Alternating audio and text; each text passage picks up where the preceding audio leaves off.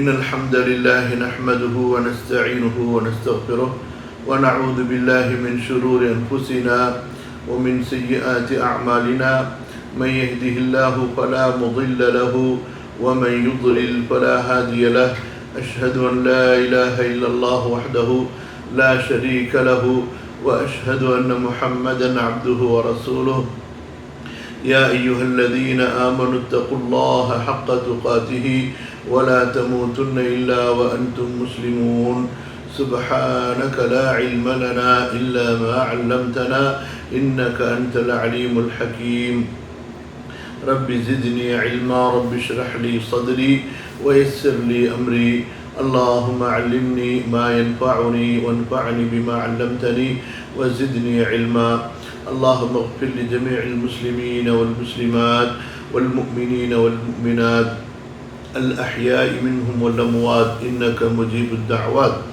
اللهم اغفر لجميع العلماء المسلمين وسلاطينهم وملوكهم وأثريائهم وأغنيائهم وجميع من خدم الدين ونصره ونشره ودعا إليه وجاهد في سبيلك حتى أتاه اليقين اللهم ثبتنا على دينك يا مقلب القلوب ثبت قلوبنا على دينك ويا مصرف القلوب صرف قلوبنا على طاعتك اللهم إنا نسألك فقه القرآن اللهم إنا نسألك فقه سنة نبيك محمد صلى الله عليه وسلم اللهم فهمنا كتابك وجعلنا من المتمسكين المعتصمين به والتالين له آناء الليل وأطراف النهار اللهم يسر قولي الحمد لله الله உடைய அருளால் அல்குர்ஆனுடைய விரிவுரையிலிருந்து சூரத்துல் ஃபஜ்ரை நாம் படித்து வருகிறோம் அல்ஹம்துலில்லாஹ். அந்த தொடரிலே இன்ஷா அல்லாஹ் இன்று நாம் சில வசனங்களை படிக்க இருக்கின்றோம். அதாவது இதற்கு முன்பு அலம் தர கைஃப ஃபஅல ரப்புக பிஆதின் இரம ذاتில் இமாத் அல்லதி லம் யுக்லக் மிஸ்லுஹா ஃபில் பிலாத் அந்த வசனங்கள் வரை நாம் படித்திருந்தோம். இன்ஷா அல்லாஹ் மீதமுண்டான வசனங்களில் சிலவற்றை இன்றைய அமர்விலே பார்ப்போம். கவனியுங்கள். அடுத்த வசனம் وَثَمُودَ الَّذِينَ جَابُوا الصَّخْرَ بِالْوَادِ அல்லாஹ் சுப்ஹானஹு வ தஆலா இந்த அல் குர்ஆன் வசனம் எங்கே எப்பொழுது இறக்கப்பட்டது? ரசூலுல்லாஹ் ஸல்லல்லாஹு அலைஹி வஸல்லம் அவர்களுடைய மக்கா வாழ்க்கையிலே, நபி ஸல்லல்லாஹு அலைஹி வஸல்லம் அவர்களுடைய மக்கா வாழ்க்கையிலே இந்த சூரா இறக்கப்பட்டது. ரசூலுல்லாஹ் ஸல்லல்லாஹு அலைஹி வஸல்லம் அவர்களுடைய மக்கா வாழ்க்கையிலே, அதாவது குறைஷிகளுக்கு முன்பு அவர்கள் அழைப்பு பணி செய்து கொண்டிருந்த போது இந்த வசனங்கள் இறக்கப்பட்டன.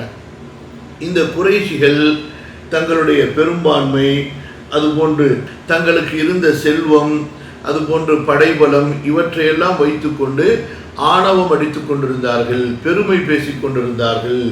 முஹம்மதே, நீங்கள் எங்களை ஒன்றும் செய்ய முடியாது, நாங்கள் இந்த ஊரிலே அதிகமானவர்களாக இருக்கிறோம், வலிமை உள்ளவர்களாக இருக்கிறோம், பலமிக்கவர்களாக இருக்கிறோம், எங்களுடைய இந்த கொள்கைதான் சரியான கொள்கை, கண்டிப்பாக நீங்கள் தோற்று போவீர்கள், உங்களுடைய கதைகளை நாம் முடித்து விடுவோம். இப்படிப்பட்ட ஒரு வம்பிலே, அதாவது ஒரு அநியாயத்திலே, அக்கிரமத்திலே இந்த குறைஷிகள் இருந்தார்கள்.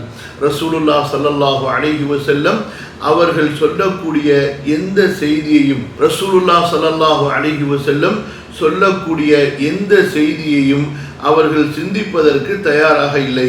நபி ஸல்லல்லாஹு அலைஹி வஸல்லம் எவ்வளவுதான் அவர்களுக்கு நல்ல அறிவுரைகள் சொன்னாலும், பண்பாக பணிவாக எடுத்து சொன்னாலும், எந்த ஒரு உபதேசத்தையும் அவர்கள் செவி கொடுத்து செவியுற்று சிந்தித்து புரிவதற்கு அவர்கள் தயாரில்லை. ஸோ இந்த மாதிரியான சூழ்நிலைகளில் குறிப்பாக அந்த குறைஷி காஃபிர்களுடைய தலைவர்களுடைய அழிச்சாட்டியங்கள், பல நேரங்களில் ரசூலுல்லாஹி ஸல்லல்லாஹு அலைஹி வஸல்லம் அவர்களை கொல்வதற்காக அபூ ஜஹல், அபூ லஹப், அதே போல பெரிய பெரிய தலைவர்கள் எல்லாம் முயற்சி செய்தார்கள். இந்த மாதிரியான தருணங்களில் அல்லாஹ் சுப்ஹானஹு வ தஆலா இப்போது நாம் படிக்கின்ற வசனங்கள், இன்னும் இது போன்ற வசனங்களை இறக்கி அந்த குறைஷிகளுக்கு எச்சரிக்கை செய்கிறான், அச்சமூட்டி அவர்களுக்கு உணர்த்துகிறான். நீங்கள் உங்களுடைய அழிச்சாட்டியத்திலிருந்து விலகவில்லை என்றால், உங்களை விட பலசாலிகளாக இருந்த, உங்களை விட இந்த உலக வாழ்க்கையில் வசதிகளும் அதுபோன்று பெரிய ஆடம்பரமான வாழ்க்கையும் படைபலமும் கொடுக்கப்பட்ட முந்திய சமுதாயத்தவர்கள் அழிக்கப்பட்டது போன்று, அடிச்சுவடுகள் இல்லாமல் இந்த பூமியிலிருந்து அவர்கள் துடைத்தெறியப்பட்டது போன்று நீங்களும் அழிக்கப்படுவீர்கள், நீங்களும் துடைத்தெறியப்படுவீர்கள். உங்களுக்கு இந்த பூமியிலே பெயர் சொல்பவர்கள் யாரும் இருக்க மாட்டார்கள் என்று அல்லாஹ் சுப்ஹானஹு வ தஆலா எச்சரிக்கை செய்கிறான். அந்த எச்சரிக்கையுடைய வசனங்களில் அதாவது இந்த சூராவுடைய வசனங்களும் உள்ளன. அப்படிதான் இந்த மாதிரி இந்த அடிப்படை, இந்த அதாவது பேக்ரவுண்ட்னு சொல்லுவாங்க, பின்னணி காரணங்கள், அதுதான் இது. இதை நீங்க உங்களுடைய மனதில் வைத்துக் கொள்ளணும். இப்போ நீங்க குர்ஆன் ஓதும் பொழுது உங்களுக்கு புரிய வரும் எங்கெல்லாம் அல்லாஹ் சுப்ஹானஹு வ தஆலா இந்த அதாவது முன்னாள் நபிமார்களுடைய சமுதாயங்கள் அவர்கள் அழிக்கப்பட்டதை பற்றிய செய்திகளை அல்லாஹு தஆலா கூறுகிறான் அல்லவா குர்ஆனுடைய பல இடங்கள்ல. அந்த சூழ்நிலைகள் எல்லாம் இந்த மாதிரியான நேரங்களில் இறக்கப்பட்டது. அதாவது நபி ஸல்லல்லாஹு அலைஹி வஸல்லம் அவர்களை குறைஷிகள் கடுமையாக எதிர்க்கும் போதும் அவர்களையும் அவர்களுடைய தாவாவை ஏற்றுக்கொண்ட மூமின்களையும் அழித்து இந்த பூமியிலிருந்து முற்றிலுமாக இஸ்லாமை துடைத்தெறிந்து விட வேண்டும் என்று அந்த குஃபார்கள் நினைக்கும் போதெல்லாம், அதற்கு முயற்சி செய்யும் போதெல்லாம் இந்த வசனங்களும் இது போன்ற வசனங்களும் இறக்கப்பட்டன. அல்லாஹு தஆலா இந்த வசனங்கள் மூலமாக உங்களை விட பலசாலிகளாகிய முந்திய நபிமார்களின் சமுதாயங்களை நாம் அழித்திருக்கிறோம், அவர்களை கொண்டு நீங்கள் படிப்பினை பெறுங்கள். நீங்கள் ஈமானை இஸ்லாமை ஏற்கவில்லை என்றால் அவர்களுக்கு ஏற்பட்ட அழிவு உங்களுக்கும் தான். புரியுதுங்களா? இந்த எச்சரிக்கை தான் இந்த வசனங்களிலே சொல்லப்படுகின்றன. முதலாவதாக அல்லாஹ் சுப்ஹானஹு வ தஆலா அலம் தர கைஃப ஃபஅல ரப்புக பிஆத், நபியே நீங்கள் பார்க்கவில்லையா ஆது சமுதாயத்திற்கு அல்லாஹு தஆலா என்ன செய்தான் என்பதை, எப்படி நடந்து கொண்டான், அவர்களை எப்படி அழித்தான் என்பதை. யார் அவர்கள்? இரம் என்ற அந்த ஆது கூட்டத்தார்கள். ذاتில் இமாத், மிகப்பெரிய தூண்களை உடையவர்கள். அவர்களுடைய வீடுகள், அவர்களுடைய கூடாரங்கள் எல்லாம் அவ்வளவு உயரமானதாக இருக்கும். அந்த அளவுக்கு பலசாலிகளாக அவர்கள் இருந்தார்கள். அல்லதி லம் யுக்லக் மிஸ்லுஹா ஃபில் பிலாத், அவர்களை போன்ற பலமிக்க வலிமை மிக்க சமுதாயம் இந்த அதாவது பூமியின் நகரங்களிலே படைக்கப்படவில்லை. இப்படிப்பட்ட சமுதாயங்களையே நபியை நாம் அழித்து விட்டோம். அதனால உங்களுடைய சமுதாயத்தவர்கள் உங்களையும் உங்களது தாவா பணியையும் அழித்து விடுவார்கள் என்று நீங்கள் பயப்படாதீர்கள். நீங்கள் மிகைப்பீர்கள், உங்களுடைய தாவா மிகைக்கும், உங்களுடைய சமுதாயம்தான் நீடித்து நிரந்தரமாக இருப்பார்கள். இஸ்லாமை ஏற்றுக்கொள்ளாத சமுதாயங்கள் எல்லாம் அடிச்சுவடுகள் இல்லாமல் அழிக்கப்பட்டு விடுவார்கள் என்பதாக அல்லாஹு தஆலா ரசூலுல்லாஹி ஸல்லல்லாஹு அலைஹி வஸல்லம் அவர்களுக்கு ஆறுதல் சொல்கிறான். ஒரு பக்கம் குஃபார்கள், முஷ்ரிக்குகள், யார் இஸ்லாமுக்கும் முஸ்லிம்களுக்கும் வம்புக்கு எதிர்ப்பிலே வருகிறார்களோ அவர்களுக்கு எச்சரிக்கை. இன்னொரு பக்கம் ரசூலுல்லாஹி ஸல்லல்லாஹு அலைஹி வஸல்லம் அவர்களுக்கும் சஹாபாக்களுக்கும் அவர்களுடைய வழியிலே வரக்கூடிய மூமின்கள் முஸ்லிம்களுக்கு அல்லாஹு தஆலா மன அமைதியை, அது போன்ற ஆறுதலை, அவர்களுக்கு சுப செய்தியை சொல்கிறான். நீங்கள் இந்த உலகத்திலே வாழ்வீர்கள், உங்களுடைய எதிரிகள் அழிக்கப்படுவார்கள் என்று. அடுத்ததாக அல்லாஹ் சுப்ஹானஹு வ தஆலா இரண்டாவது ஒரு பெரிய சமுதாயத்தை சொல்கிறான். அவர்கள் தான் சமூது சமுதாயம். இந்த சமூது சமுதாயத்திற்கு தான் சாலிஹ் அலைஹிஸ்ஸலாத்து வஸ்ஸலாம் அவர்கள் நபியாக அனுப்பப்பட்டார்கள். வ சமூதல்லதீன ஜாபுஸ் ஸஹ்ர பில் வாத். வ சமூத, இது எங்க போய் இதனுடைய தொடர் ஒட்டும்? அலம் தர கைஃப ஃபஅல ரப்புக பிஆதின். பிஆத், அந்த ஆது இருக்கு பாருங்க, அந்த வார்த்தைக்கு மேல இந்த சமூத் என்ற வார்த்தை வரும். அப்ப அந்த பா என்ற அந்த எழுத்து மீண்டு வரும். அப்ப அலம் தர கைஃப ஃபஅல ரப்புக பி சமூத, அந்த பாங்கிற எழுத்து வரும். அதனாலதான் தாலுக்கு ஃபத்ஹா வந்திருக்கு. கவனிங்க. அப்ப சமூது கூட்டத்திடத்திலே, சமூது சமுதாயத்திடத்திலே அல்லாஹு தஆலா எப்படி நடந்து கொண்டான், அவர்களை எப்படி அழித்தான் என்று நபியே நீங்கள் பார்க்கவில்லையா? அலம் தர கைஃப ஃபஅல ரப்புக பி சமூத, அந்த அலம் தர கைஃப ஃபஅல ரப்புக என்ற அந்த முழு வாக்கியமும் மீண்டு வரும். அதனாலதான் இதுக்கு அரபில ஆத்துஃபுன், அதாவது ஒரு வாக்கியத்தை இன்னொரு வாக்கியத்தோடு தொடர்பு படுத்துவது, ஒரு வாக்கியத்தை இன்னொரு வாக்கியத்தோடு கொண்டு போய் சம்பந்தப்படுத்துவது, அல்லது ஒரு வார்த்தை ஒன்று வாக்கியமா இருக்கும் அல்லது வார்த்தையா இருக்கும், ஒரு வார்த்தையை இன்னொரு வார்த்தையோடு கொண்டு போய் தொடர்பு படுத்துவது, சம்பந்தப்படுத்துவது என்று சொல்லப்படும். நீங்க சமூது கூட்டத்திடத்திலே அல்லாஹு தஆலா எப்படி நடந்து கொண்டான், அவர்களை எப்படி அழித்தான் என்பதை நபியை நீங்கள் உங்களது உள்ள கண்ணால் பார்க்கவில்லையா? இந்த சமூது கூட்டம் எப்படிப்பட்டவர்கள்? எவர்கள் அல்லதீன எத்தகையவர்கள் எப்படிப்பட்டவர்கள் எவர்கள் ஜாபு இவர்கள் குடைந்தார்கள் ஜாப யஜூபு என்று சொன்னால் குடைந்தார்கள். இமாம் தபரி சொல்கிறார்கள் ஐ ஃபஹரகூஹா எப்படி ஒரு துணியை கிழிக்கிறது, துணியை நம்ம கிழித்தா ரெண்டு பகுதியா போகும் இல்லையா, அந்த மாதிரி இவர்கள் மலைகளையே கிழித்தார்கள். அதாவது மலைகளை அப்படியே நோண்டினார்கள். ஒரு மண் குவியல் அதே போல இந்த மாதிரியான ஒரு எளிமையான ஒன்றை பிரிப்பது போன்று, தோண்டுவது போன்று, குடைந்து எடுப்பது போன்று இந்த ஆது சமுதாயம் மலைகளை குடைந்தெடுத்தார்கள், மலைகளை அப்படியே தோண்டி எடுத்தார்கள். பூமிக்கு கீழையும் பூமிக்கு மேலையும் அந்த அளவுக்கு இவர்களுடைய கரங்களிலே அல்லாஹு தஆலா வலிமை கொடுத்திருந்தான். இப்ப நாம் ஒரு மலையை குடைவதென்றால், ஒரு மலையை பெயர்ப்பதென்றால் இரும்பை பயன்படுத்துவோம், வெடிமருந்துகளை பயன்படுத்துவோம். அந்த இரும்பினாலான பெரிய பெரிய கோடாரிகள், சம்மட்டிகள், இந்த மாதிரியான பொருள்களை, கூர்மையான இரும்பு பொருள்களை பயன்படுத்தினால்தான் மலைகளுடைய பாறைகளை நாம் உடைக்க முடியும். ஆனால் இந்த சமூது கூட்டத்திற்கு அவர்களுடைய கரங்களில், அவர்களுடைய விரல்களில் அல்லாஹ் சுப்ஹானஹு வ தஆலா எப்படிப்பட்ட வலிமையை கொடுத்திருந்தான் என்றால், பெரிய பாறை மலையா இருக்கும், அதை கையால் ஒரு அடி அடித்தாங்கன்னா அப்படியே கை உள்ளார போய் சுக்குநூறாக போயிடும், அந்த இடமே குழியாகி போயிடும். அதே போல் விரலால் மண்ணை நம்ம அள்ளி போடுறோம் பாருங்க, அதாவது தரையில் உள்ள மணல், அந்த மாதிரியான எளிமையான மணல்கள் மண்களை அப்படியே அள்ளி போடுற மாதிரி அப்படியே மலைக்குள்ளார் இப்படி விட்டாங்கன்னு சொன்னால் இந்த ட்ரில் மிஷின் விடுது பாருங்க இன்னைக்கு, அந்த மாதிரி அவர்களுடைய விரல்கள் பதிந்து விடும். அந்த அளவுக்கு வலிமை உள்ளவர்களாக அல்லாஹு தஆலா அவர்களை படைத்திருந்தான். இன்னும் சமூது சமுதாயத்தை அல்லாஹு தஆலா எப்படி அழைத்தான், கைஃப ஃபஅல ரப்புக் என்பதை நபியே நீங்கள் உங்களது உள்ள கண்ணால் பார்க்கவில்லையா? அல்லதீன இவர்கள் எத்தகையவர்கள் ஜாபு குடைந்தார்கள், அஸ்ஸஹ்ர பெரிய பாறை கற்களை, பெரிய மலையினுடைய பெரிய பெரிய பாறை கற்களை. அஸ்ஸஹ்ர் என்பது சஹ்ரத்தினுடைய பன்மை. பில்வாது யா இருக்கும், பில்வாதின்னு சொல்லி அந்த குர்ஆனுடைய அந்த தொடர்ச்சிக்காக வேண்டி அது போக்கப்படும். அதாவது மலைகளுக்கு இடையில இருக்கக்கூடிய அந்த வழிகள், பாதைகள், அதில் மக்கள் நடந்து போவாங்க. மழை காலங்களில், வெள்ள காலங்களில் அதில் அந்த மலையிலிருந்து வடியக்கூடிய நீர்கள்லாம் அது வழியாக ஓடும். அதற்கு பேர் தான் வாதி என்று சொல்லுவாங்க. காட்டு வெள்ளங்கள் ஓடக்கூடிய அந்த மலை கணவாய் பகுதிகள் இருக்கின்றன அல்லவா, அதற்கு சொல்லப்படும். பொதுவான பாதைக்கு சபீல் தரீக் என்று சொல்லப்படும். அதே போல மலைகளுக்கு மேலே உள்ள பாதைகளுக்கெல்லாம் சபீல் தரீக் என்று சொல்லப்படும்.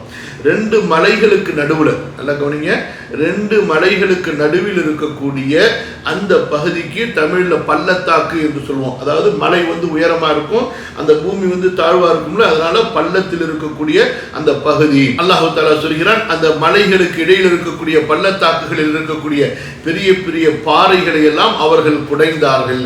தபரி சொல்கிறார்கள், கால ஜாபுல் ஜிபால ஃபஜஅலூஹா புயூதன், மலைகளை குடைந்து அவர்கள் மலைகளை தங்களுடைய இல்லங்களாக, இருப்பிடங்களாக ஆக்கி கொண்டார்கள்.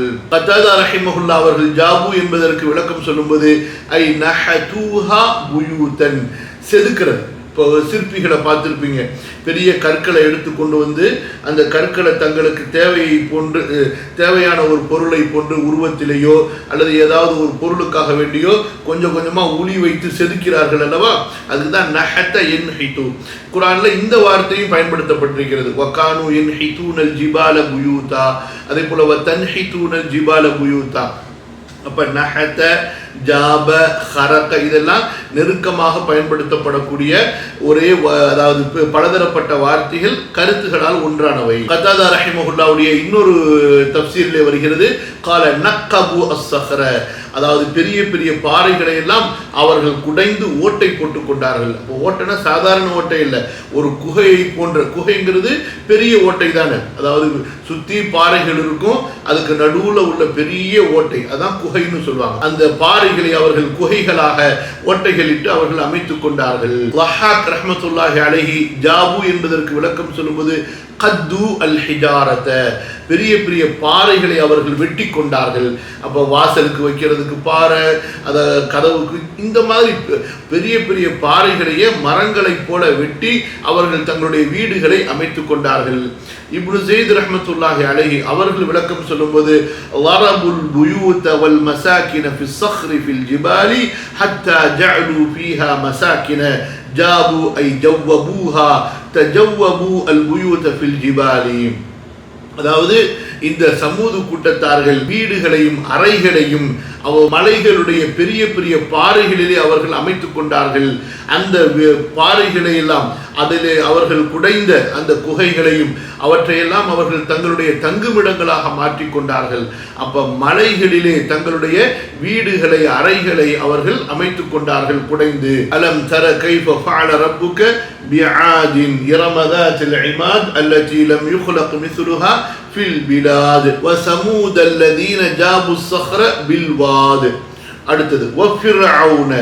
இந்த ஃபிர்அவுன் என்ற வார்த்தையும் அங்க அலம் தர கைஃப ஃபஅல ரப்புக பிஆத் அங்க ஆதுல கொண்டு போய் இதை தொடர்பு படுத்துறோம். அப்ப அந்த பா என்ற எழுத்தும் அதற்கு முன்னாடி உள்ள அந்த வாக்கியமும் மீண்டு வரும்.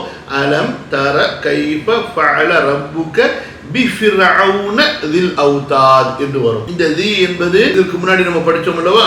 என்ன படிச்சோம்? வல் ஃபஜ்ரி வ லயாலின் அஷ்ரி வ ஷஃபஇ வல் வத்ரி வல் லைலி இதா யஸ்ர் ஹல் ஃபீ ذلك கஸமுன் லிதி ஹிஜ்ர்.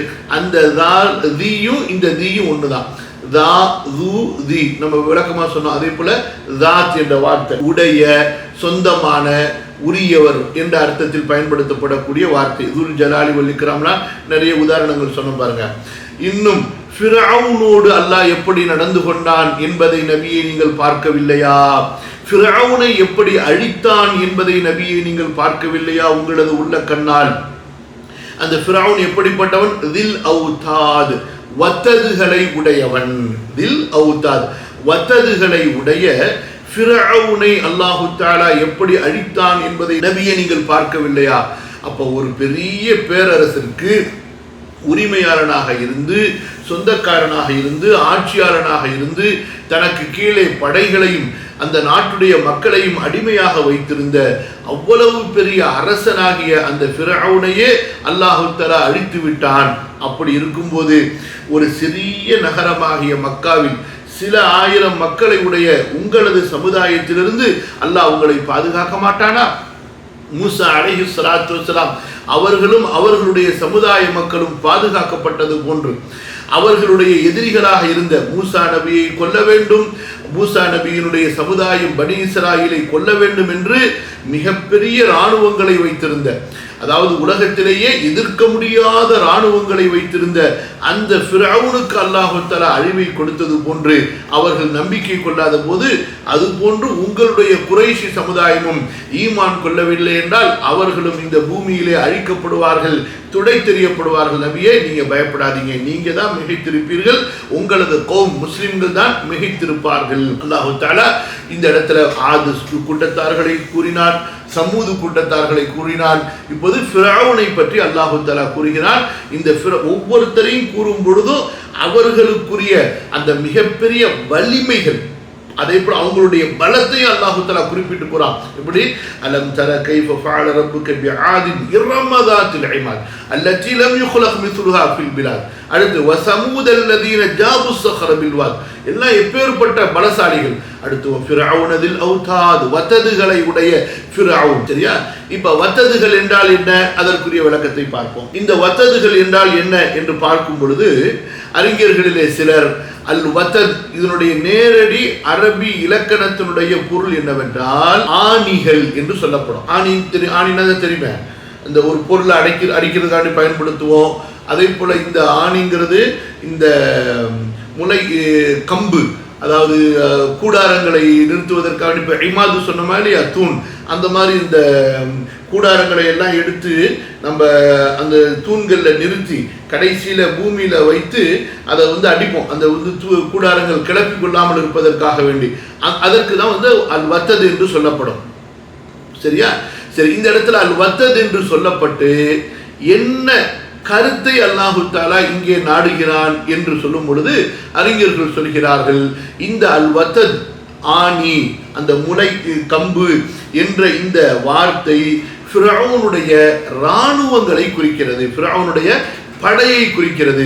அதாவது பெரிய வலிமை மிக்க படைகளை உடைய இராணுவங்களை உடைய ஃபிர்அவுனை அல்லாஹ் அழித்ததை நபியை நீங்கள் பார்க்கவில்லையா? இப்னு அப்பாஸ் ரலியல்லாஹு அன்ஹுமா அவர்கள் சொல்கிறார்கள், قال الأوتاد الجنود الذين يشدون له أمره.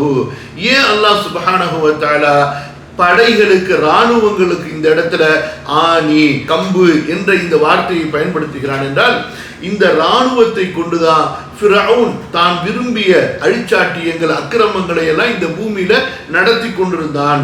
இந்த இராணுவம் அவனுக்கு துணையாக இருந்தார்கள், அவனை பலப்படுத்தி கொண்டிருந்தார்கள், அவனை உறுதிப்படுத்தி கொண்டிருந்தார்கள். எப்படி ஒரு ஆணி ஒரு பொருளை செவரோடையோ மரத்தோடையோ பலகையோடையோ உறுதிப்படுத்துதோ, அதே போல கூடாரத்தினுடைய அந்த முளை கம்புகள் எப்படி அந்த கூடாரத்தை பலப்படுத்துகின்றனவோ உறுதிப்படுத்துகின்றனவோ, அது காற்றிலே பறக்காமல் அது போன்று கீழே விழுந்து விடாமல் அவற்றை உறுதி செய்கின்றனவோ, அந்த மாதிரி ஃபிரௌனுடைய இராணுவம் ஃபிரௌனுடைய கட்டளைக்கு கட்டுப்பட்டு கீழ்ப்படிந்து அவனை பலப்படுத்தி கொண்டிருந்தார்கள். அப்பேற்பட்ட பலமிக்க ஒரு கட்டமைப்பான ஒரு இராணுவத்தை ஃபிரௌன் வைத்திருந்தானே, அந்த ஃபிரௌனையே நாம் எப்படி அழித்து விட்டோம் என்பதை நபியை நீங்கள் பார்க்கவில்லையா? அறிஞர்களுடைய இன்னும் ஒரு கூட்டம் இந்த அல் வத்தத் என்று அல்லாஹு தஆலா ஏன் ஃபிரௌனோடு சம்பந்தப்படுத்தி கூறினான், வத்ததுகளை உடைய ஃபிரௌன் என்று ஏன் அல்லாஹு தஆலா குறிப்பிட்டான் என்று அவர்கள் சொல்லும் பொழுது, இந்த ஃபிரௌன் இருக்கிறானே, தன்னை எதிர்ப்பவர்கள், தன்னை கடவுள் என்று ஏற்றுக்கொள்ளாதவர்கள், இவர்களை எல்லாம் பிடித்து இவர்களை சிலுவை கழுமரத்திலே ஏற்றி அவர்களுடைய கை கால்களிலே ஆணிகளை கொண்டு அடிப்பவனாக இருந்தான். ஆணிகளால் அறையப்பட்ட மரங்களிலே அவர்களை பதிப்பவனாக இருந்தான். புரியுதுங்களா? அந்த மரங்க பலகையிலலாம் பின்பக்கமா பெரிய ஆணிகள் இருக்கும். நீங்க ஆணின்னு சொன்னா இந்த 3/4 இன்ச்சு 1/2 இன்ச்சு 1 இன்ச்சு ஆணியை கற்பனை பண்ணாதீங்க. இது ஆணிங்கிறது முழங்கலக்கில் கூட இருக்கும். புரியுதா? பெரிய பெரிய மரங்களுக்கு பின்னாடியில இருந்து அந்த ஆணியை அடிச்சிருவாங்க. அப்ப அந்த மரத்தினுடைய கூர்மையான பகுதி வெளியே நீட்டிட்டு இருக்கிறோம். அது மேல மனிதர்களை படுக்க வச்சு அப்படியே மனிதர்களை அடிப்பாங்க. அந்த ஆணிகள் அப்படியே பொத்துக்கொண்டு அவர்களுடைய உடல்களில் வந்துவிடும். இது ஃபிரௌன் தன்னை ஏற்றுக்கொள்ளாத, தன்னை ஈமான் கொள்ளாத மக்களுக்கு கொடுக்கக்கூடிய அதாப் தண்டனையாக இருந்தது. அல்லாஹ் அக்பர். எப்படி அந்த அதாவது மூசா அலைஹிஸ்ஸலாத்து வஸ்ஸலாம் அவர்களை நம்பிக்கை கொண்ட அந்த சூனியக்காரர்களை ஃபிரௌன் என்ன செய்தான்? லவ் ஸல்லிபன்னகும் ஃபீ ஜுதூஇன் நக்லி வல தஅலமுன்ன அய்யுனா அஷத்து அதாபன் வ அப்கா. அந்த 70,000 சூனியக்காரர்கள் அவர்கள் இஸ்லாமை ஏற்றுக்கொண்ட போது, மூசா அலைஹிஸ்ஸலாத்து வஸ்ஸலாம் அவர்களுடைய ரப்பை ஈமான் கொண்ட போது, பெரிய ஈட்டியை கொண்டு வந்து அவர்களுடைய பின்துவாரத்தின் வழியாக சொருவி நெஞ்சி தொண்டக்குழி வரைக்கும் அப்படியே கொண்டு வந்து அதற்கு பின்னாடி அவர்களை ஆடையெல்லாம் களைய வைத்து அவர்களை பெரிய பெரிய கழுமரம்னு சொன்னா என்னன்னு சொன்னா அந்த உயரமான மரங்கள் பட்டு போனதுக்கு பிறகு, பட்டு போனதுன்னா அதெல்லாம் அந்த செடி கிளைகளெல்லாம் வெட்டிட்டு உயரமா இருக்கும். அந்த மரத்துல சிலுவை மாதிரி, அதாவது சிலுவைன்னா அதுல இருந்து தான் வந்துச்சு. அந்த சிலுவைங்கிறது கைக்காக வேண்டி 2 பக்கம் வச்சிருப்பாங்க. அந்த இங்கிலீஷ்ல ஒரு டீ போடுவாங்களே, டினி அந்த மாதிரி அந்த மரங்களை ஏற்பாடு செய்து அந்த மரங்களை பூமியில நட்டு வச்சிருப்பாங்க. அந்த மரங்கள்ல இவங்களை படுக்க வச்சு இந்த பக்கம் 2 பக்கமும் அவர்களை இந்த உள்ளங்கையில ஆணிகள் அடிச்சிருவாங்க. அதே போல கால்களையும் ஆணி அடிப்பாங்க. அதே போல உடம்புகளையும் பெரிய பெரிய பகுதிகள் ஆணிகள் அடிப்பாங்க. அல்லது ஏற்கனவே பின்பக்கத்திலிருந்து ஆணிகள் அடிச்சு வச்சிருந்தாங்கன்னு சொன்னா அது மேல அவர்கள் அப்படியே சொருவிடுவாங்க. சொருவிட்டு அந்த படுக்க வச்சிருந்த கழுமரத்தை அப்படியே மேலே ஏற்றி அந்த பூமியினுடைய பள்ளத்துல கீழே பதிய வச்சு மூடிடுவாங்க. அவர் அப்படியே உயிர் போய்கிட்டே இருக்கும். கொஞ்சமா வெயில்ல தாகத்துல ரத்தங்கள் சிந்தி, அதே போல அந்த கழுகுகள்லாம் இருக்குல்ல, பறவைகள்லாம் அவர்களை கொத்தி திங்கும். இந்த மாதிரி 70,000 மூமின்களை ஃபிரௌன் கொன்றான். அது போக அவனுடைய, அதாவது இந்த சம்பவம் நடக்கிறதுக்கு முன்னாடியும் யாரெல்லாம் அவனை ஈமான் கொள்ளவில்லையோ அவர்களுக்கு இப்படிப்பட்ட தண்டனையை அவன் கொடுத்து கொண்டிருந்தான். இதுதான் அல்லாஹ் சுப்ஹானஹு வ தஆலா குறிப்பிடுகின்றான். அதாவது ஆணிகளை கொண்டு மக்களை அதாபு செய்து கொண்டிருந்த ஃபிரௌனை அல்லாஹ் தஆலா எப்படி அழித்தான் என்பதை நபியை நீங்கள் பார்க்கவில்லையா? அப்ப இந்த ஆணிகள் என்பது, அதாவது நம்பிக்கை கொண்ட மூமின்களை, ஃபிரௌனை நிராகரித்த மூமின்களை எப்படி ஆணிகளை கொண்டு அடித்து அவன் துன்புறுத்தினான், அந்த ஆணிகளை உடைய ஃபிரௌனை அல்லாஹ் எப்படி அழித்தான் என்று நபியை நீங்கள் பார்க்கவில்லையா? அப்ப இது 2வது கருத்து. முதல் கருத்து என்ன? ஆணிகளை இராணுவங்களுக்கு ஒப்பிட்டு இந்த இடத்துல ஆணிகள் என்பதை கொண்டு அவனுடைய படை இராணுவங்களை கருத்தில் கொள்ளப்படுவதாக அறிஞர்களுடைய ஒரு கூட்டம் கூறினார்கள். அதுல குறிப்பா இப்னு அப்பாஸுடைய ரலியல்லாஹு அன்ஹுமா கூற்றை இமாம் தபரி எடுத்து கூறியதை பார்த்தோம். அடுத்ததாக அதாவது இன்னும் சில அறிஞர்கள் யாரு, உதாரணமா முஜாஹித் ரஹ்மத்துல்லாஹி அலைஹி அவர்களை போல ஆணிகளை கொண்டு மக்களை அடித்து அதாபு செய்து கொண்டிருந்தவன். அப்ப இந்த ஆணிகள் என்பது நேரடியாக ஆணிங்கிற அதே அர்த்தத்திலையும் அதே கருத்திலையும் பயன்படுத்தப்படுவதாக முஜாஹித் ரஹிமஹுல்லா கூறுகிறார்கள்.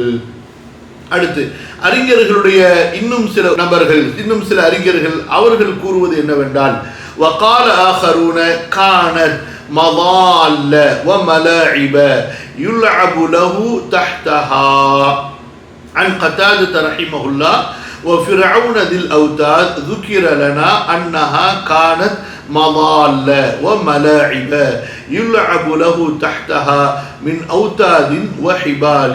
قال ذي البناء كانت مضال يلعب له تحتها وأوتادا تضرب له.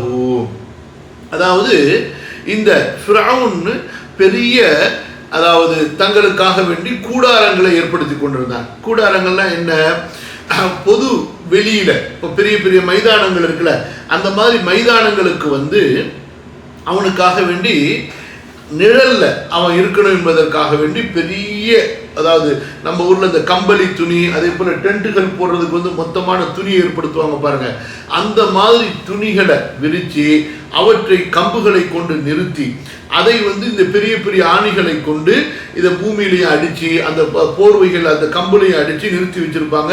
ஏன்னா அதுக்கு கீழே ஃபிரௌன் நிழலில் இருப்பதற்காக வேண்டி. அங்க என்ன செய்யப்படும், அந்த மாதிரியான பெரிய பெரிய அந்த கூடாரங்கள்ல அங்க மக்கள் விளையாடுவார்கள். ஃபிரௌன் அதை பார்த்து ரசித்து கொண்டிருப்பான். ஆக தில் அவுத்தாத் என்று சொன்னால் என்ன சொல்கிறார்கள் கதாதா ரஹிமஹுல்லா, அன்னஹா கானத் மதால்ல வ மலாஇப யுல்அபு லஹு தஹ்தஹா மின் அவுதாதின் வ ஹிபாலின். அதாவது பெரிய நிழல் தரக்கூடிய விளையாட்டு மைதானங்கள், அந்த நிழலுக்கு கீழே அங்கே விளையாட்டுகள் விளையாடப்படும். அந்த கயிறுகளை கொண்டும் அதே போல பெரிய பெரிய ஆணிகளை கொண்டும் அங்க விளையாட்டுகள் விளையாடுவாங்க. ஸோ அதனால இந்த தில் அவுத்தாத் என்று அதை வைத்து சொல்லப்பட்டதாக கத்தாதா ரஹிமஹுல்லா கூறுகிறார்கள். அந்த காலத்தில் இந்த ரோமர்கள் இருக்காங்க பாருங்க, அவங்க பலவிதமான விளையாட்டுகளை வைத்திருந்தாங்க. இந்த அதாவது அந்த காலத்து கிறிஸ்துவர்கள் ரோமர்கள் பலவிதமான முரட்டுத்தனமான கரடு முரடான ஒரு கொடிய, அதாவது மனிதர்களை அதாபு செய்யக்கூடிய அந்த பெரிய பெரிய கரடு முரடான முரட்டுத்தனமான விளையாட்டுகளை விளையாண்டு அவங்க ரசிப்பாங்க. புரியுதா? அல்லாஹ்வுடைய மார்க்கம் இஸ்லாம் வந்ததுக்கு பிறகு முஸ்லிம்கள் அதாவது இந்த மாதிரி விளையாட்டுகள் எல்லாம் விளையாடக்கூடாது என்று நமக்கு தடுக்கப்பட்டது. இப்போ உதாரணத்துக்கு அந்த காலத்தினுடைய விளக்கம், அதாவது அந்த ரோமர்களுடைய பழக்கம் அப்படியே கொஞ்சம் கொஞ்சமா உலகம் ஃபுல்லா பரவி இருந்தது, அரபுகளிடத்திலையும் பரவி இருந்தது. ஏன்னா அவர்கள் ஆதிக்கம் செலுத்தக்கூடிய சமுதாயமா இருந்ததுனால அவங்களுடைய கலாச்சார தாக்கம் இருக்கதானே செய்யும். உயிருள்ள பிராணிகளை நிறுத்தி வச்சு அம்பெறிஞ்சு குறிபார்த்து பழகுவாங்க. அதை அல்லாஹ்வுடைய மார்க்கம் தடுத்தது.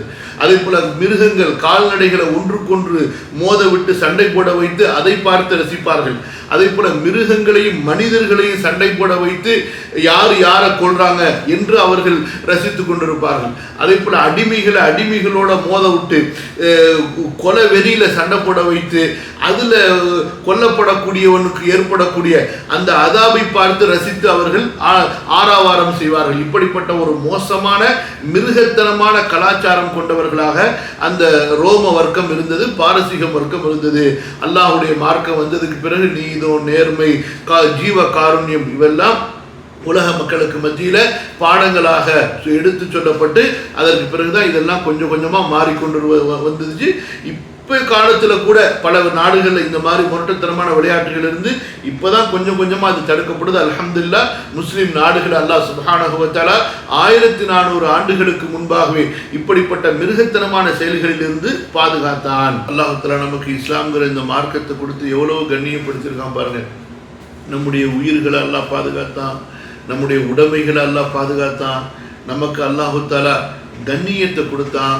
எது செய்யணும் எது செய்யக்கூடாது, எப்படிப்பட்ட ஒரு சுத்தமான நீதமான ஒரு நேர்மையான வாழ்க்கையை வாழணும் என்ற அறிவு அல்லாஹ் தஆலா கொடுத்த இந்த இஸ்லாமிய மார்க்கத்தின் மூலமாக.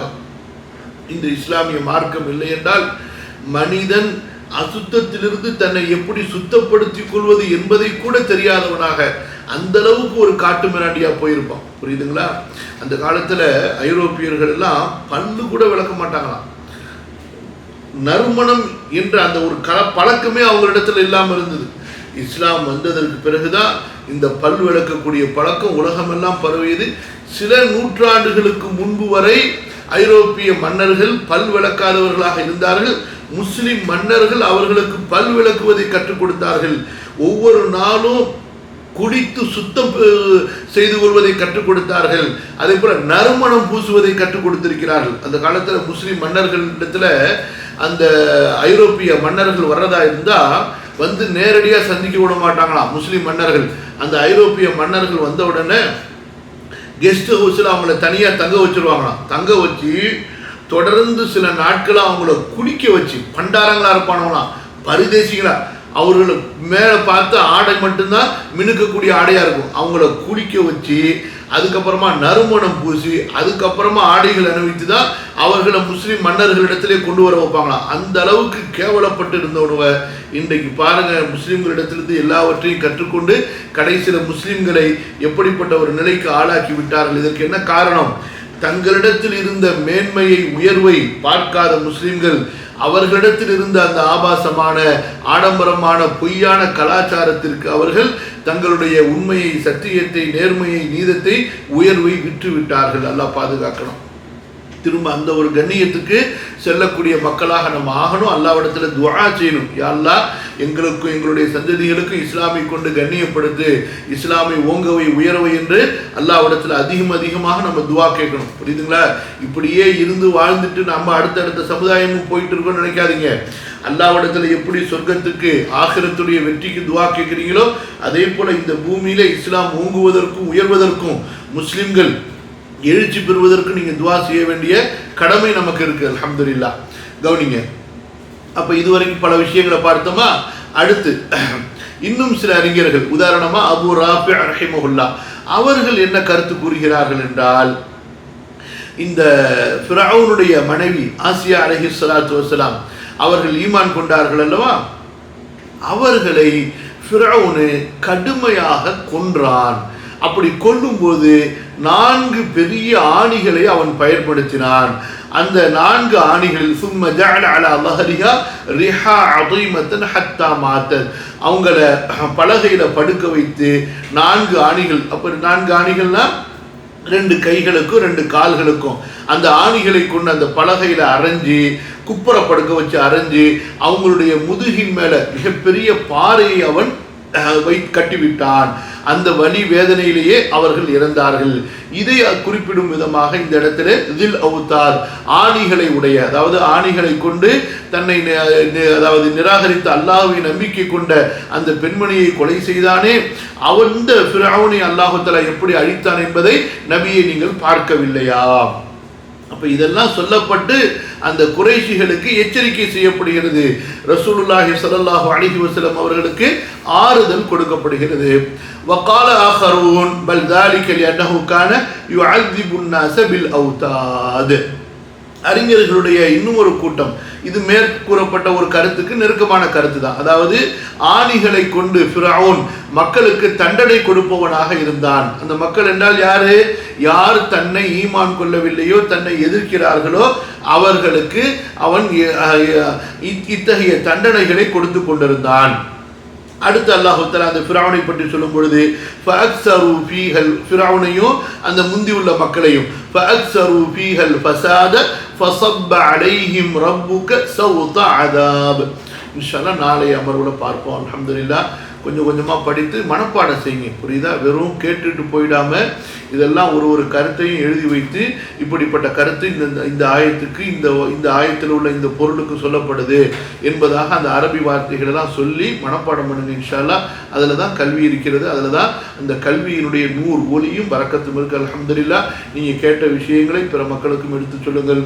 அல்லாஹ் சுப்ஹானஹு வ தஆலா நம்முடைய இறுதி மூச்சு வரை நம்முடைய மார்க்கத்தோடு, இந்த மார்க்க கல்வியை கற்பதோடு, இந்த மார்க்க கல்வியை கற்றதை பிறருக்கு கற்பிப்பதோடு, பரப்புவதோடு நம்மை அல்லாஹு தஆலா ஈடுபடுத்தி வைப்பானாக. அல்லாஹு தஆலா அவனுடைய அந்த சந்திப்பு வரை அல்லாஹுடைய இந்த பொருத்தமான நேரான பாதையில் நம்மை உறுதிப்படுத்தி வைப்பானாக. நம்முடைய கபருடைய வாழ்க்கையை அல்லாஹ் சுப்ஹானஹு வ தஆலா எளிதாக்கி வைப்பானாக, சக்கராத்தை எளிதாக்கி வைப்பானாக. அவனை சந்திக்கக்கூடிய நாளை நமக்கு மிகப்பெரிய நற்பாக்கியமிக்க நாளாக ஆக்கி அருள்வானாக. நம்முடைய உறவினர்கள் மூதாதிகளிலே யாரெல்லாம் இறந்து விட்டார்களோ அவர்களுடைய கபரையும் அல்லாஹு தஆலா பிரகாசமாக்கி வைப்பானாக. நம்முடைய சந்ததிகளுக்கு ஈமானிய பற்றையும் இஸ்லாமிய உறுதியையும் தந்தருள்வானாக. எதிரிகளை எதிர்த்து அல்லாஹுடைய இந்த தீனை உறுதிப்படுத்தக்கூடிய, இந்த தீனை பரப்பக்கூடிய மிகப்பெரிய வீரத்தையும் தைரியத்தையும் துணிவையும் எழுச்சியையும் அல்லாஹு தஆலா நம்முடைய வருங்கால தலைமுறைக்கு தந்தருவானாக. ஆமீன். பாரக்கல்லாஹு லி வ லக்கும் வ ஜஸாக்குமுல்லாஹு கைரா. இன்ஷா அல்லாஹ் ஒரு 10-15 நிமிஷம் ஏதாவது முக்கியமான கேள்விகள் இருந்தால் கேட்டுக்கொள்ளுங்க இன்ஷா அல்லாஹ்.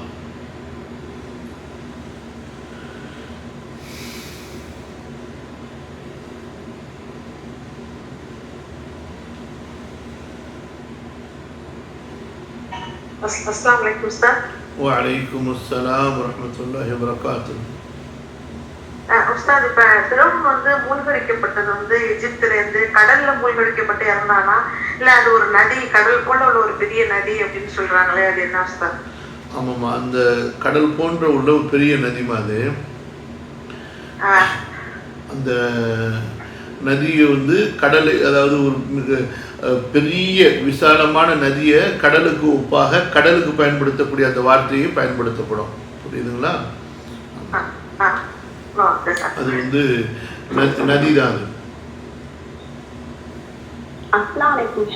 வலைக்கும் அஸ்ஸலாம். உடல் சிந்தனை நம்ம அறிவால அப்படி சிந்திக்கிறது, கல்வோட சிந்தனை நம்ம சிந்திக்கணும் அப்படின்ட்டு கல்வை வச்சு எப்படி அது சிந்தனை பண்றது கொஞ்சம் சொல்லுங்க. அதாவது அல்லாஹு தஆலா அலம் தர கைஃப ஃபஅல ரப்புக பிஆதின், நபியே ஆது சமுதாயத்தை எப்படி அழித்தான் என்பதை நீங்கள் பார்க்கவில்லையா என்று அல்லாஹ் கேட்கிறான். அப்ப அந்த நேரத்தில் யார் இருந்தார்களோ அவர்கள் கண்ணால பார்த்திருப்பாங்க. ரசூலுல்லாஹி ஸல்லல்லாஹு அலைஹி வஸல்லம் அந்த காலத்துல வாழல. அப்ப நபியை பார்த்து, நபியை நீங்கள் பார்க்கவில்லையா என்று அல்லாஹ் கேட்கிறானே, எந்த அர்த்தத்துல கேட்கிறான்? கண்ணால் பார்ப்பது என்ற அர்த்தத்துல கேட்கல, கல்பால் பார்ப்பது என்ற அர்த்தத்துல அல்லாஹு தஆலா கேட்கிறான் என்று இமாம் தபரி சொல்கிறார்கள். இந்த அர்த்தம் தான் இதே போல வரக்கூடிய மற்ற இடங்கள்லையும். அலம் தர கைஃப ஃபஅல ரப்புக பி அஸ்ஹாபில் ஃபீல் அலம் யஜஅல் கைதஹும் ஃபீ தضلீல், இந்த மாதிரி எங்கெல்லாம் அலம் தர என்று வருகிறதோ அந்த இடங்களில் எல்லாம் இந்த அர்த்தம் தான். அதாவது கண்ணால் பார்ப்பது, கல்பால் பார்ப்பது, உள்ளத்தால் பார்ப்பது. ஆமா, உள்ளத்தால் பார்ப்பது என்றால் என்ன? உள்ளத்தால ஒரு விஷயத்தை சிந்திக்க முடியும், உணர முடியும், ஒரு விஷயத்தை புரிய முடியும். கல்பால் பார்ப்பது என்றால் என்னவென்றால், நமக்கு கிடைத்த உறுதியான தகவல்கள், அதே போல நாம் புரிந்து கொண்ட உண்மையான செய்திகளை நாம் ஆழ்ந்து சிந்திக்கும் போது அந்த செய்திகள் எல்லாம் நமக்கு விரிவாக எடுத்து சொல்லப்பட்டிருக்கும் பொழுது அவற்றை நம்ம சிந்திக்க சிந்திக்க அது நமக்கு அப்படியே கண்ணுக்கு முன்னால் தெரிவதை போன்ற ஒரு நிலை நமக்கு உருவாகும். அதுதான் இந்த கல்பால பார்ப்பது. அல்லாஹ் தஆலா இன்னொரு வசனத்தில் சொல்றான்ல, நபியே அவர்களுடைய உடலில் உள்ள கண்கள் குருடாகவில்லை, ஃபஇன்னஹா லா தஅமல் அப்சார் வலாக்கின் தஅமல் குலூபுல் லத்தி ஃபி ஸுதூர், நெஞ்சத்தில் இருக்கக்கூடிய கல்புகள் குருடாகிவிட்டன. இப்போ உதாரணத்துக்கு, அதாவது நம்ம இலக்கிய அந்த நடையில் நம்ம சொல்லுவோம், நான் உங்கள்கிட்ட பேசும்போது உங்களை பார்த்துக்கிட்டே பேசுகிற மாதிரி இருக்குது. அப்போ அவங்க ரெண்டு பேருக்கும் இடையில தூரம் இருக்கும். கண்ணாலையா பார்க்குறோம், அவங்களை ஏற்கனவே பார்த்துருப்போம், பழகி இருப்போம். அந்த ஒரு நினைவுகளை உள்ளத்தில் கொண்டு வந்து நம்ம நேராக பேசுவதை போன்று, நேராக அமர்ந்திருப்பதை போன்ற ஒரு தோற்றத்தை நமக்குள் கொண்டு வருவது, அந்த சிந்தனையை கொண்டு வருது. புரியுதுங்களா? அப்போ அதே போல தான் இந்த ஆது சமுதாயம், ஃபிரௌன், சமூது சமுதாயம் எல்லாம் அளிக்கப்பட்ட செய்திகள் குர்ஆன்ல பல இடங்களில் சொல்லப்பட்டிருக்கும் பொழுது அவற்றையெல்லாம் நீங்கள் நல்ல முறையில் உள்வாங்கி புரிய வைத்து உங்களுடைய சிந்தனையில் கொண்டு வந்தால், நபியே நீங்கள் கண்ணால் பார்ப்பதை போன்ற அந்த அந்த அளிக்கப்பட்ட அந்த காட்சிகளை எல்லாம் நீங்கள் கண்ணால் பார்ப்பதை போன்ற ஒரு நிலை உங்களுக்கு உண்டாகும், நீங்கள் கல்விட இதை சிந்திக்கும் போது. புரியுதுங்களா?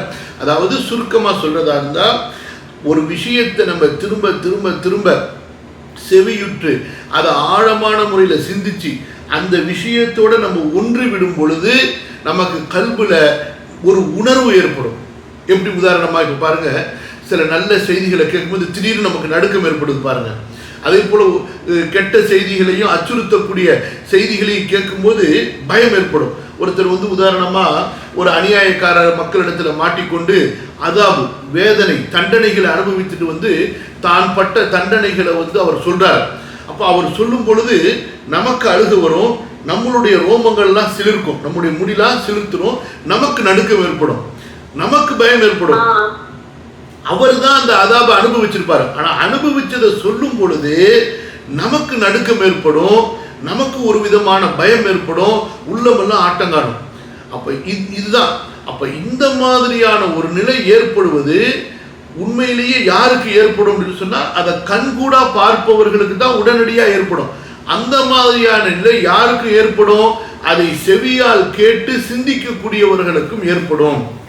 சில நேரங்கள்ல இந்த கைதிகளாக இருந்துட்டு வந்தவங்க, அதே போல அநியாயக்கார மக்களிடத்துல சிக்கிக்கொண்டு அதாபுகளை அனுபவித்துட்டு வந்த மக்கள் எல்லாம் தங்களுடைய பழைய அந்த தண்டனை காலங்களை எடுத்து நினைக்கும் பொழுது அவங்களுக்கு உடல் துடிக்கும், அப்படியே அழுவாங்க. அல்லது அவங்களுக்கு ஒரு விதமான ஒரு நிலை ஏற்படும். அப்ப அதை இப்ப நினைக்கும் பொழுது கூட அவங்களுக்கு அந்த வேதனையினுடைய நினைவுகள் அவங்களுடைய உள்ளங்கள்ல உடல்கள்ல மாற்றங்களை ஏற்படுத்துதா இல்லையா? ஸோ இந்த தான் அல்லாஹ் சுப்ஹானஹு வ தஆலா கல்பால் பார்க்கவில்லையா என்று சொல்றான். அப்ப நபியே, நீங்க அந்த காலத்துல இல்லை, ஆனா உங்களுக்கு அந்த செய்தி மீண்டும் மீண்டும் சொல்லப்படுவதை நீங்கள் சிந்தித்தீர்களே, ஆனால் எப்படி நேரா பார்க்கும் பொழுது ஒரு அச்ச உணர்வும் ஒரு உறுதியும் உங்களுக்கு ஏற்படுமோ அப்படிப்பட்ட உறுதி உங்களுக்கு ஏற்படும். உங்களுக்கு மட்டுமல்ல, இதை சிந்திக்கக்கூடிய எல்லா மக்களுக்கும் ஏற்படும்.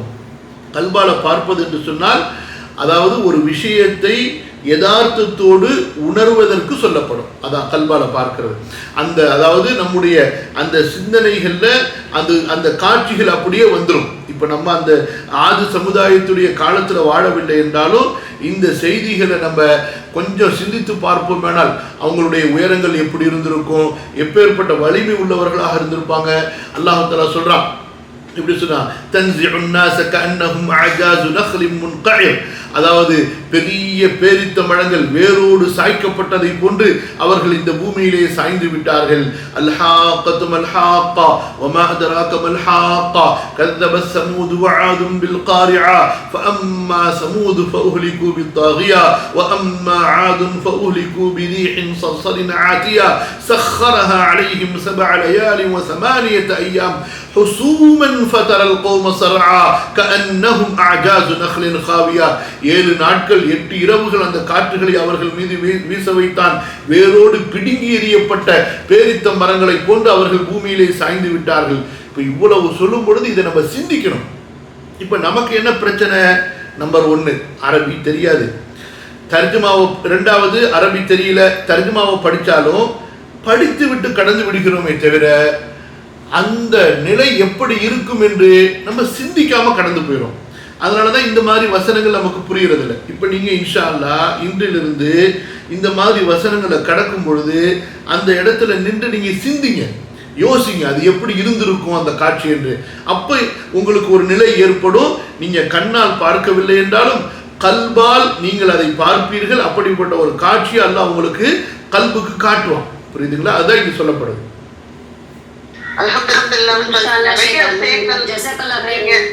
நீங்க சொல்ற வரலாறுகள் உண்மையிலேயே நல்ல ஒரு மனசுல அந்த சம்பவம் கண்ணால பாக்குற மாதிரிதான் இருக்கு உஸ்தாத்.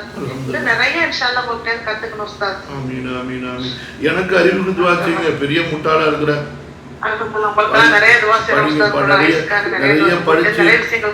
கல்வியை கற்கணும்னு துஆ செய்யுங்க. நான் அல்லாஹ்ட்ட கேட்கிற ஒரே துஆ தான், ரப்பி ஜித்னி இல்மா, ரப்பி ஜித்னி இல்மான்னு சொல்லிட்டு காசு படுத்து அல்லாட்ட கேட்கறது இல்லை. யாரெல்லாம் எனக்கு இல்ம கூட எல்லாம் மௌத்துக்கு முன்னாடி என்னை அறிவாளியாக்கி மௌத்தாக்கிறார். அல்லாட்டா அல்லாட்ட கேட்கிறேன், அறிவாளி ஆகணுமா? நிறைய விஷயம் கத்துக்கணும், நிறைய விஷயங்கள் கண்ணுக்கு முன்னாடியே நிகழ்ற மாதிரி இருக்கு ஒவ்வொரு வரலாற்று சம்பவங்களும். அல்ஹம்துலில்லாஹ், அல்லாஹ் எங்களுக்கு படிப்பினை ஏற்படுத்தட்டும் இன்ஷாஅல்லாஹ். ஆமீன் ஆமீன் ஆமீன். சரிமா, வேற ஏதாவது கேள்வி? வலைக்கும் அஸ்ஸலாம் வரஹ்மத்துல்லாஹி வபரகாத்துஹு. ஒரு டவுட் கிளியர் பண்ணிட்டீங்களா சார்? சொல்லுங்க. இது தெரிஞ்சவங்க ஒருத்தருடைய கேட்டு இருக்காங்க, இந்த மாதிரி ஒருத்தருடைய ஹஸ்பண்ட் இறந்துட்டாரு. அவங்களுக்கு வந்து கடன் இருக்கு, ப்ராப்பர்ட்டிஸும் இருக்கு நிறைய. ஆனா கடன் இருக்கு. அந்த கடனை அடைக்கிறதுக்காக அம்மா, தங்கச்சி, அண்ணன் அவங்க எல்லாம் வந்து ஜகாத் பைசா கொடுத்து உதவலாமா அப்படின்னு கேக்குறாங்க. தாராளமா கொடுக்கலாமா? அவங்களிடத்துல ப்ராப்பர்ட்டிஸ் இருக்கு, அப்பா வந்து ஹெல்ப் பண்ணிட்டு இருக்காரு சாப்பிடுறதுக்கு, அவங்க பசங்களுடைய கல்விக்கு எல்லாம் வந்து அப்பா அண்ணன் எல்லாம் ஹெல்ப் பண்ணிட்டு இருக்காங்க. அவங்க இவ்வளவு இருக்காங்க எல்லாம். அவங்க சைடு மாமியார் வீட்டு சைடு வந்து ப்ராப்பர்ட்டிஸ்ல கொஞ்சம் இதுக்கு சமையலுக்கு அந்த வெளிய சாமான்கெல்லாம் கொடுத்துடுறாங்க. முதலாவது விஷயம் அந்த பைசா அவங்க வாங்கி கடன் அடைக்கலாமா? ஜகாத்துடைய பைசா தங்கச்சி, அம்மா, அண்ணன் அவங்க எல்லாம் கொடுக்கலாமா? தாராளமா. முதல் விஷயம், இறந்து போனவருக்கு ப்ராப்பர்ட்டிஸு வேற ஏதாவது செல்வங்கள் இருந்தால் அதன் மூலமாக அவருடைய கடனை அடைக்க வேண்டும்.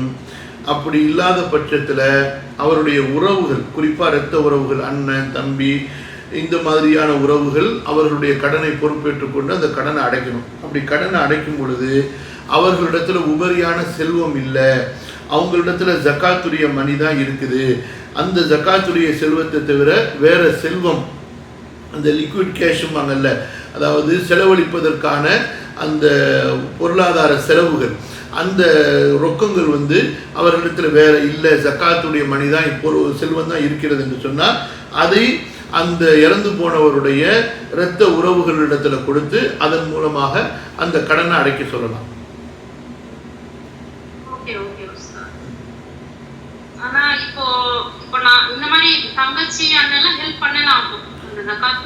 செய்யணும், கொடுக்கணும். முதல் பிரியாரிட்டி வந்து ப்ராப்பர்ட்டியை வித்து கொடுக்கணும். அப்படி முடியாத பட்சத்துல நம்ம கொடுக்கணும் அப்படிங்களா சார்? ஆமா, அவருக்கு செல்வத்தை விட்டு இருந்தா அந்த செல்வத்தை கொண்டு அடைக்கணும். அவரிடத்துல செல்வம் இல்லை என்றால், அல்லது அந்த செல்வங்கள் வந்து விற்க முடியல, அந்த செல்வங்கள் வந்து விற்கிறது சிரமமா இருக்கு, அந்த மாதிரி இருந்தாலும் இப்ப கொடுக்கலாம். முதல்ல அவருடைய செல்வத்திலிருந்து அவருடைய கடன் அடைக்கணும். உபரியான செல்வத்தை கொண்டு அடைக்கிறதா இருந்தா அந்த உறவுகள் எப்போ வேணாலும் அடைக்கலாம். அந்த ப்ராப்பர்ட்டிகளை, அவருடைய உரிமைகளை விற்காமலும் அவங்க அடைக்கலாம். இல்லை ஜக்காத்துடைய காசு தான் இருக்குது, அதை கொண்டு தான் அடைக்கிறதா இருந்தால் முதல்ல அவருக்கு சொந்தமான அவருடைய செல்வங்கள் விற்கப்பட்டு அடைக்கப்படணும். அது அப்படி அடைச்சதுக்கு பிறகும் கடன்கள் மிஞ்சி இருந்தால் இப்போ இவர்கள் தங்களுடைய பொருளாதாரங்களை கொண்டு உதவி செய்யலாம்.